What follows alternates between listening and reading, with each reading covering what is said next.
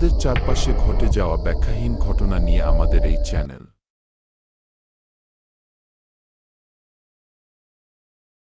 মধ্যপ্রাচ্যের এক ছোট্ট গ্রামে বাস করত আলী নামের এক যুবক।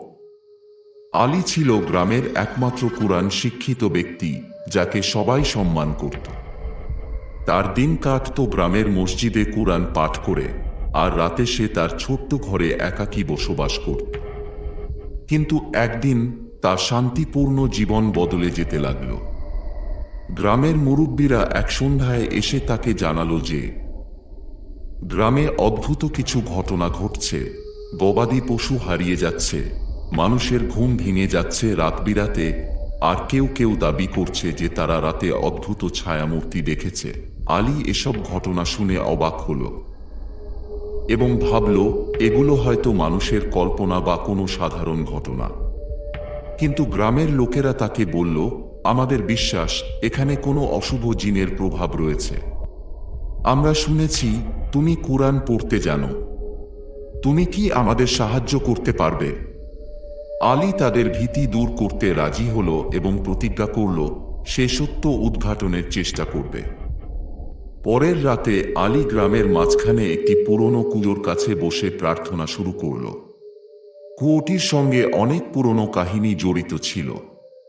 শোনা যেত সেই কুয়োতে একসময় এক দুষ্ট জিন বন্দী ছিল, যাকে এক প্রাচীন আলেমের দ্বারা সেখানে বন্ধ করা হয়েছিল।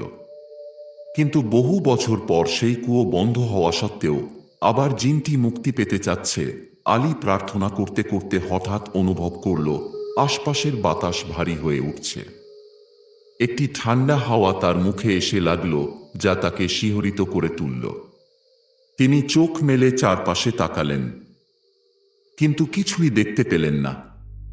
কিন্তু এক সময় হঠাৎ করেই একটি গম্ভীর কণ্ঠ তার কানে ভেসে এলো, তুমি এখানে কেন এসেছ মানব? তুমি কি জানো না যে এই কুয়োতে আমার অধিকার আছে? আলী সাহস ধরে উত্তর দিল, আমি জানি তুমি কে, কিন্তু আমি এখানে এসেছি শান্তি আনার জন্য। যদি তুমি সত্যিই শক্তিশালী হও তবে শান্তির পথ গ্রহণ করো, এই গ্রামকে আর ভীত করবে না। কিন্তু সেই ভয়ঙ্কর কণ্ঠ হেসে উঠল, শান্তি আমার জন্য নয়। আমি ছিলাম এবং থাকব মানুষের আতঙ্কের প্রতীক হয়ে। আমি তোমাকে ধ্বংস করতে পারি মানব, তুমি আমার ক্ষমতা সম্পর্কে কিছুই জানো না। আলী ভয় পেলেও তার বিশ্বাস দৃঢ় ছিল। তিনি কুরআনের আয়াত উচ্চারণ করতে লাগলেন এবং সঙ্গে সঙ্গে সেই কণ্ঠটি চুপ হয়ে গেল। কিন্তু কুয়োর গভীর থেকে ভেসে আসতে লাগল এক অদ্ভুত শব্দ, যেন কেউ তার ভেতর থেকে বেরিয়ে আসার চেষ্টা করছে। আলী জানত এটি সেই জিনের শক্তি যা মুক্তি পেতে চাইছে। সে রাতে আলী নিজের ঘরে ফিরে এলো, কিন্তু ঘুমাতে পারল না।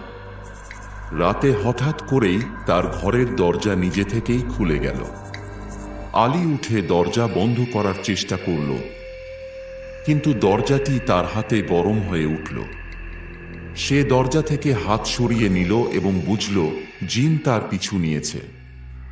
হঠাৎ আলীর সামনে একটি ছায়ামূর্তি আবির্ভূত হল। মূর্তিটি ধীরে ধীরে স্পষ্ট হয়ে উঠল এবং আলী দেখল এটি সেই একই জিন যার সঙ্গে সে কুয়োর কাছে দেখা করেছিল। জিনটি তার দিকে তাকিয়ে বলল, তুমি আমাকে থামাতে পারবে না।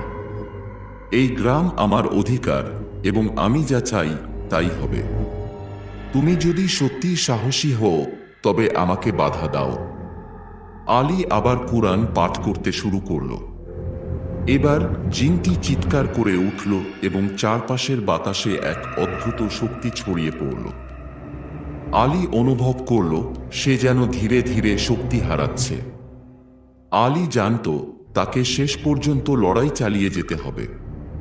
সে গ্রামের পুরনো কুরআনটি নিয়ে এলো, যা বলা হয়েছিল এক প্রাচীন আলেমের দান। সেই কুরআনে ছিল বিশেষ কিছু আয়াত যা অশুভ শক্তিকে থামানোর জন্য ব্যবহৃত হতো। আলী সেই আয়াতগুলি উচ্চারণ করতে লাগল এবং সঙ্গে সঙ্গে তার ঘরের চারপাশে একটি সাদা আলো ছড়িয়ে পড়ল। জিনটি চিৎকার করতে লাগল, তুমি আমাকে থামাতে পারবে না। আমি এখানে চিরকাল রাজত্ব করব। কিন্তু আলী থামল না।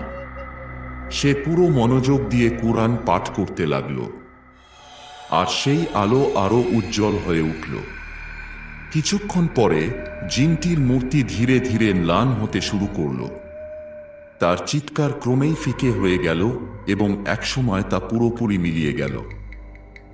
জিনটি পরাজিত হলে আলী ক্লান্ত হয়ে পড়ল।